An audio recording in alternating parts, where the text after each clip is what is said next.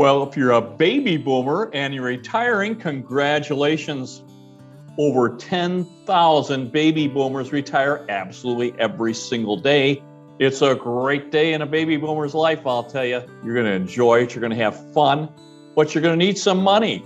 So let's talk about your finances and what we can do to make them better. Here's one of the bases for income for most baby boomers is Social Security. If you worked at all, you've got something coming from the government. Now, if you're an average baby boomer and you're married, you're getting about $2,600 a month from Uncle Sam for Social Security. Now, if you're an individual, the average individual is about $1,600. $1,543 is the exact number we get from Social Security Administration. And spousal benefits are somewhere around $800.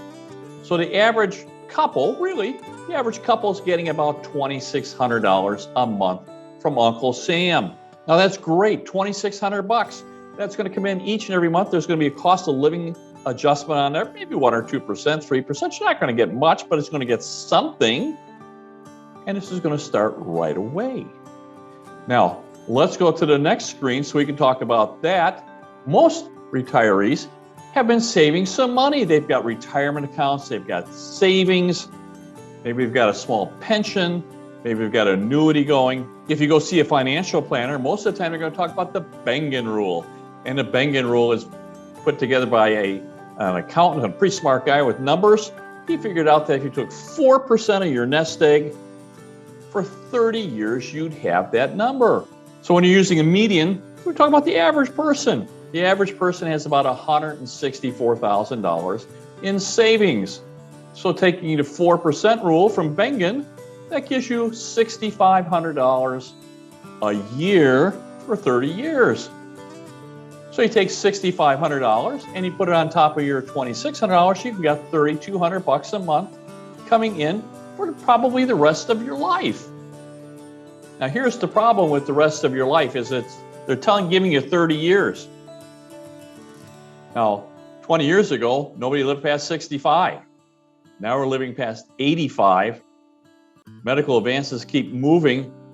So a wife, a female, has a real good chance of living into her 90s, maybe even into the low 100s.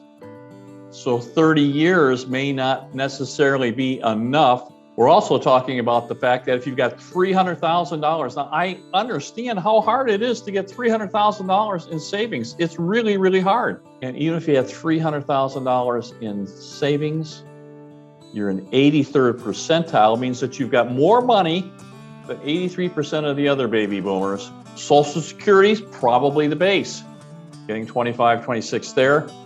If you're average, you're getting another $500, it's $3,200 a month coming in for the rest of your life. If you're in the 83rd percentile, you got $3,500 or $3,600 coming in a month. How wonderful is that? For $3,600, you don't have to work and you get $3,600 a month. Here's something that most people literally forget about. That's inflation. And the reason they forget about inflation is that we have been in benign inflation for 20 years, for decades, really.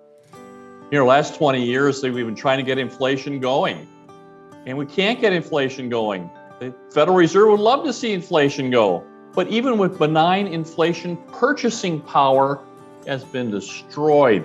We're going to recommend to you that you get into some kind of real estate because a single family home is probably the best inflation hedge you can possibly have. So look at from March 2000, I did 20 years. This is Federal Reserve electronic data system. Doesn't get any more authoritative than that. And in March in 2001, the average price across the United States was $115,000. In March of this year, it was $252,000. And had you bought these properties 20 years ago, your net worth would be much, much higher. You'd be preserving your wealth. What if you would have bought a couple of rentals?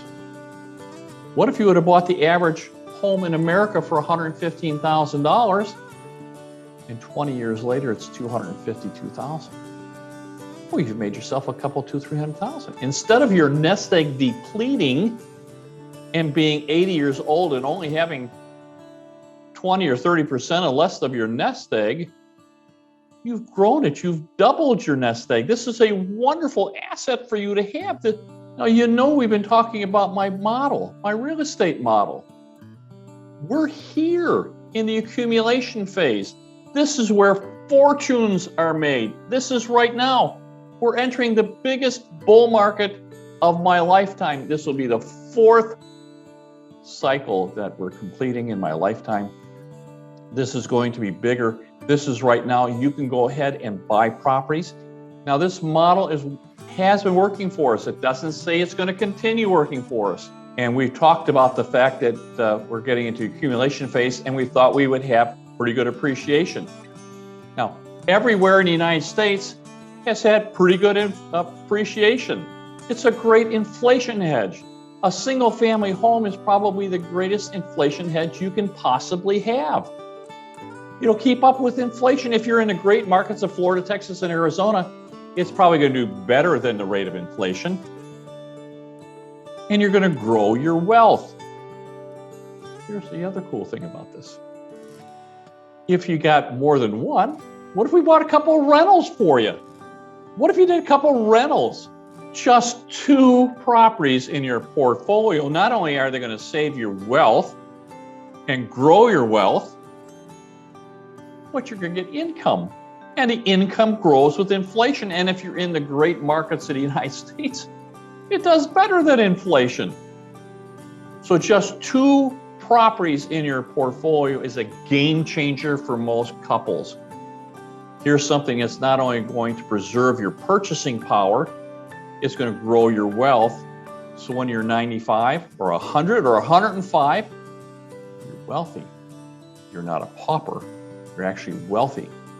And you've got something that you can, as a legacy, you can give to your kids or your grandkids. And you get income off these. The national average, just the national, this is taking all the small villages and hamlets and small towns and places people are leaving and using it as a national average. You still, with 2 properties, get $3,500 a month. Now we've got some costs that come out of that, but it's going to make a big difference to you on your retirement, having just 2 rentals in your portfolio, just 2 properties. These have grown every year for decades. There's no reason to think that they're not going to continue. Talk to your financial advisor. We do this absolutely every single day. I talk to baby boomers. We work out programs for them. They come in here just a little shell-shocked, and they leave here very happy because there's lots and lots of ways we can do this. You can get here in Phoenix. We're in the greatest market of the United States, and get income-producing properties for yourself. You get property managers that do that. You don't even have to be the landlord. You're just the investor, and your management company sends you a check each and every month. So if you'd like to read my books, they're available on Amazon. Real Estate Investing for Beginners was just published maybe 5 or 6 weeks ago, and that's available. If you like my video, give me a big thumbs up. Give me a you can subscribe. That really helps with our marketing. Really, it's amazing how this really helps our marketing. If you need to reach me, you can get hold of me at michael@michaeldeville.com. I'll help you in any way I possibly can. We have a great staff here. We'll listen to you. We'll design something that's going to work for you. We'll help you. You can do this. Just start with just 2. Just 2. Talk to a realtor in your market. If we can help, Michael@michaeldeville.com. My very, very best to you.